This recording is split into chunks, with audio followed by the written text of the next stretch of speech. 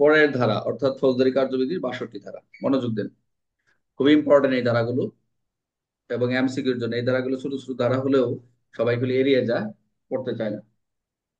এখন police to report apprehension, একটা সুন্দর একটা কথা। আমরা তো ইংলিশ বুঝি কিন্তু বাংলা বুঝি না, আমাদের একটা স্বভাব আছে যে পুলিশ গ্রেপ্তার সম্পর্কে, এই যে পুলিশ যে গ্রেপ্তার করলো, এই গ্রেপ্তার সম্পর্কে কাকে সংবাদ দিবে? এই যে অবশ্যই আপনি গ্রেপ্তার করলেন না জামিন দিলেন না ছেড়ে দিলেন, হ্যাঁ অবশ্যই খেয়াল রাখতে হবে এই সেকশনটা। ফৌজদারি কার্য 62 ধারায় বলা রয়েছে যে পুলিশ গ্রেপ্তার সম্পর্কে খবর দিবে। কোথায় দিবে? আদালতে দিবে। এটা একটা বিষয়। এখন আরেকটু বিষয় ক্লিয়ার করি। এই ধারায় থানার সকল অফিসার ইনচার্জ স্যাররা, প্রত্যেকটি থানা, অনেক সময় জেলাগুলোতে একটু দুইটা তিনটা বা চারটা, কিন্তু মেট্রোপলিটন গুলাতে দেখা গেছে দুই তিনটা চারটা করে থানাগুলা একটু ভাগ করা থাকে।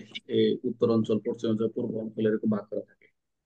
তো এই থানা এলাকার দায়িত্বে থাকা যে অফিসার ইনচার্জ যিনি থাকবেন, অবশ্যই প্রত্যেক এলাকার মেট্রোপলিটন ম্যাজিস্ট্রেট বা চিফ মেট্রোপলিটন ম্যাজিস্ট্রেট অথবা জেলা ম্যাজিস্ট্রেট, যাই অন্যান্য এলাকার জন্য জেলা ম্যাজিস্ট্রেট, জেলার কথা বলা বলা হচ্ছে, অথবা চিফ জুডিশিয়াল ম্যাজিস্ট্রেট সিজিএম যেটা আর কি জেলায়।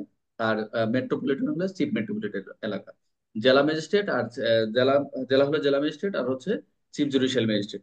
এই যে বললাম যে বিষয়গুলো, মেট্রোপলিটন, চিফ মেট্রোপলিটন, জেলা ম্যাজিস্ট্রেট, চিফ জুডিশিয়াল ম্যাজিস্ট্রেট, এই যে যার যে এলাকা নিজ থানা সীমার মধ্যে বিনা কোনো গ্রেপ্তার সকল ব্যক্তিদের যারা গ্রেপ্তার করলেন, যারা যারা যে যে থানা অফিসে ইনচার্জ স্যাররা, এই কি করবেন? অবশ্যই জামিন দেওয়া হয়েছে না ছেড়ে দিচ্ছেন, অবশ্যই অবশ্যই পুলিশ যে যে গ্রেপ্তার করলে অবশ্যই কি রিপোর্ট পাঠাইতে হয়।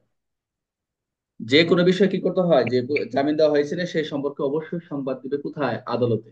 তার মানে 62 ধারার সূচি হচ্ছে পুলিশ গ্রেপ্তার সম্পর্কে অবশ্যই খবর দিবে। ফৌজদারি কার্যবিধি 62 ধারা। কোথায় দিবে? আদালতে দিবে। কোন কোন আদালতের কথা বলা আছে? মেট্রোপলিটন হলে চিফ মেট্রোপলিটন হলে মেট্রোপলিটন অথবা চিফ মেট্রোপলিটন, আর জেলা হলে জেলা ম্যাজিস্ট্রেট অথবা চিফ জুডিশিয়াল ম্যাজিস্ট্রেট। ক্লিয়ার?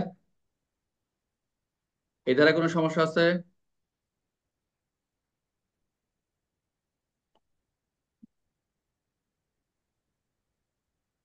কি কোনো কথা বলতেছে না? কোনো সমস্যা এই দ্বারা 62 দ্বারা কোনো সমস্যা আছে?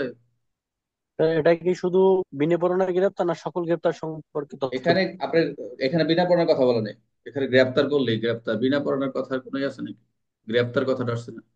সরাসরি বলছে যে থানার এলাকার মধ্যে বিনা পড়ানোর গ্রেপ্তার সকল ব্যক্তি।